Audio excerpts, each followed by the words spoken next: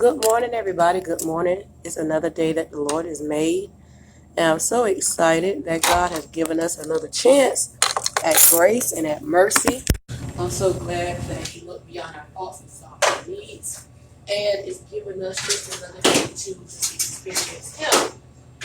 Very quickly, because I'm a little behind. I hope y'all can hear me. Yeah, so very quickly, because I'm a little behind, I was riding down the car and I was just, thinking and talking to my best friend Mary, of course. And as she was talking, the Spirit brought something to me. And, he said, remember, there's always a hook inside the bait. Now, if you know anything about fishing, and I've done my share of fishing, we know that we just don't put a empty or naked hook in the water to attract fish. They are not going to bite anything like that. But what any good fisherman would do, even the amateur fisherman would do, is find something that's attractive to the fish and hide the hook in it so the fish can't see or discern the hook, but have it positioned where it's enough that when the fish opens its mouth to swallow it, that it will attach itself to the fish and hook the fish. Well, a lot of times, we see things that our flesh want, and we always talking, when people talk about the flesh, they all automatically think it's something sexual. But our flesh craves for even more things than the sexual things. Sometimes we're greedy, sometimes we want validation, sometimes we want revenge, sometimes we operate in jealousy. But whatever it is, the devil is not just going to simply say, here's a plate of jealousy, why don't you just take a bite at that? He's not going to do that.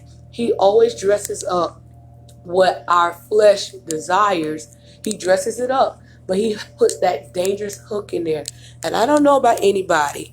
I don't know if y'all ever been hooked by Satan, but I have. And I'm going to tell you something. That is not a fun experience. Just like the fish that gets hooked, a lot of them don't get away. And what do? We scale them, we cut the head and the tail off, and we have ourselves a good old fish fry. Well, guess what? That's what Satan wants to do with us. He wants to hook us, and he wants to yank us out of the water. He wants to fillet us and kill us, because the devil comes to steal, kill, and destroy.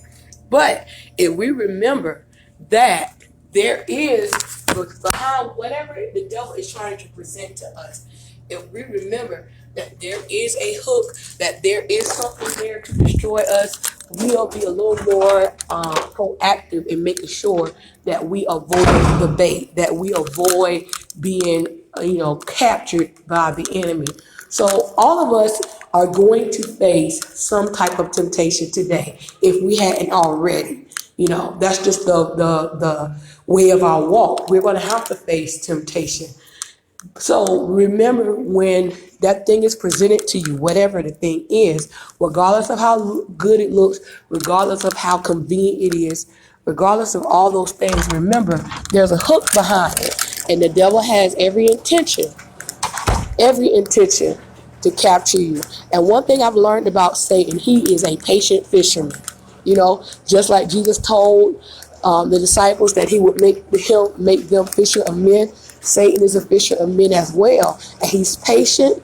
And so, y'all, we have to make sure we keep our defenses up. We keep our guard up, so we are not hooked by the bait, regardless of how good the bait look. Now, I know that's easily said than done. I know that. I live that with all of you.